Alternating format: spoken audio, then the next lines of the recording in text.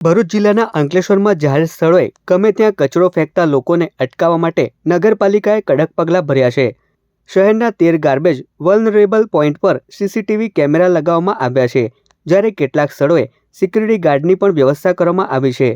જાહેરમાં ગંદકી ફેલાવતા લોકો સામે દંડની કાર્યવાહી પણ કરવામાં આવી રહી છે। જો કે વિપક્ષ આ સમગ્ર પ્રોજેક્ટને પ્રજાના નાણાંનો વ્યય ગણાવી રહ્યો છે। શહેરમાં એવા 13 સ્થળોની ઓળખ કરવામાં આવી છે જ્યાં વારંવાર જાહેર સ્થળોએ કચરો ફેંકવામાં આવતો હતો। ગાર્બેજ વલ્નરેબલ પોઈન્ટ પર લોકો કચરો નાખતા અટકે અને વિસ્તાર સ્વચ્છ રહે તે માટે નગરપાલિકાએ સીસીટીવી કેમેરા લગાવ્યા છે, તેમજ કેટલાક સ્થળોએ સિક્યુરિટી ગાર્ડની પણ વ્યવસ્થા કરી છે। અંકલેશ્વર નગરપાલિકા પ્રમુખ જિગ્નેશ અંડાળિયાના જણાવ્યા અનુસાર જુનેદ એપાર્ટમેન્ટ નજીકના સ્થળે સ્થાનિકોની રજૂઆત બાદ મંડપ અને સિક્યુરિટી ગાર્ડ મૂકવામાં આવ્યા છે, જેથી ફરીથી ત્યાં કચરો નાખવાની પ્રવૃત્તિ ન થાય અને વિસ્તાર સ્વચ્છ રહે। અગાઉની ટર્મમાં જે જીવીપી પોઈન્ટ અમે જે 13 ઊભા કર્યા હતા તે પૈકીના એક હમણાં જે અમે જુનેદ એપાર્ટમેન્ટ પાસે જીવીપી પોઈન્ટ જે છે ત્યાં આગળ મંડપ જે બાંધ્યો છે એ ત્યાંના રહીશોની એક અરજી આવી હતી અને અરજીના આધારે અમે એ મંડપ બનાવીને સિક્યુરિટી બેસાડી છે, જેથી કરીને કચરો ત્યાં આગળ કોઈ ગમે તેમ નાખે નહીં ને સાફ સફાઈ પર ધ્યાન રખાય। હવે રહ્યું બીજી વસ્તુ કે આજે અમે જે 13 જીવીપી પોઈન્ટ બનાવ્યા હતા ત્યાં જે બધા કેમેરા હતા એમાં જે કોન્ટ્રાક્ટ હતો એ કોન્ટ્રાક્ટરનું કામ બરાબર ન હોવાને કારણે એ કોન્ટ્રાક્ટરને અમે કાઢી મૂકીને અમે બીજા 12 એવા જીવીપી પોઈન્ટ બનાવીએ છીએ। એની બીજા નવા કેમેરા મૂકીને એ કરીશું। બીજું કે કેમેરા જે કોઈ રિપેરિંગ માટે આપ્યા હોય એ કેમેરા અમારી રિપેરિંગ માટે આપ્યા હોય આવશે એટલે એ પણ લાગી જશે। અંકલેશ્વર નગરપાલિકાના આ નિર્ણયને લઈને વિપક્ષે અને સ્થાનિકોએ સવાલો ઉઠાવ્યા છે।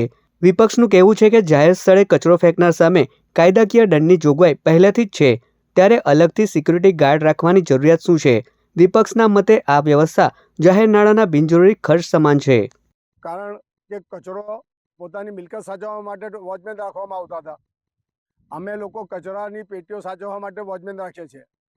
તે પૈકીનું જીવીપી ગુજરાત સરકારની એક યોજના છે કે ભાઈ સ્વચ્છ ગુજરાત અને જ્યાં કચરો પડતો હોય તેને સ્વચ્છ રાખવાનું, તો તેના અનુસંધાને કેમેરા ગ્રાન્ટ આપી કેમેરા મૂકવાના અને એને સાફ સફાઈ કરીને તે જગ્યા પર કરવાનું।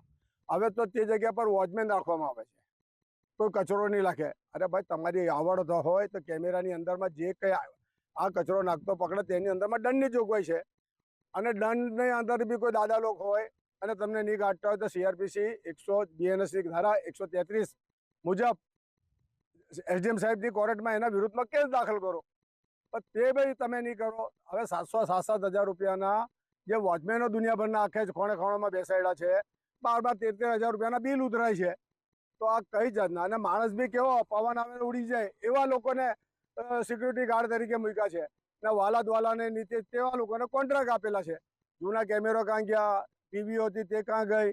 હવે આ બધા નવા ફંદા કરવાનું બંધ કરે અને જ્યાં જે રૂપિયા ખાવાનું છે તે આવડતને બુદ્ધિશાળીથી પ્રમાણે આ કાર્યક્રમ ચાલી રહેલું છે, એનાથી બીજું કોઈ છે નથી। જય હિન્દ, જય ગરવી ગુજરાત। કે ત્યાં જે સીસીટીવી લગાડ્યા હતા તે સીસીટીવી પણ ગાયબ છે, અને ત્યાં જે કચરો લોકો નાખી રહ્યા છે, ત્યાં જે વૃક્ષ વાવો પર્યાવરણ બચાવવાની વાતો હતી ત્યાં હમણાં એક પણ વૃક્ષ નથી, ત્યાં બેસવા માટેના બાકડા તૂટીને પડી ગયા છે।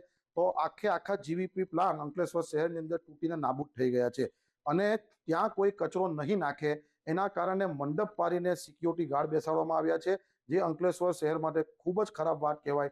કારણ કે આખા ગુજરાતની અંદર લગભગ એક જ એવું અંકલેશ્વર હશે કે જ્યાં કચરો નહીં નાખે એના માટે સિક્યુરિટી ગાર્ડને પગાર ચૂકવવો પડે છે, મંડપ પાડવો પડે છે, અને એ તમામ ખર્ચો નગરપાલિકા કરે છે।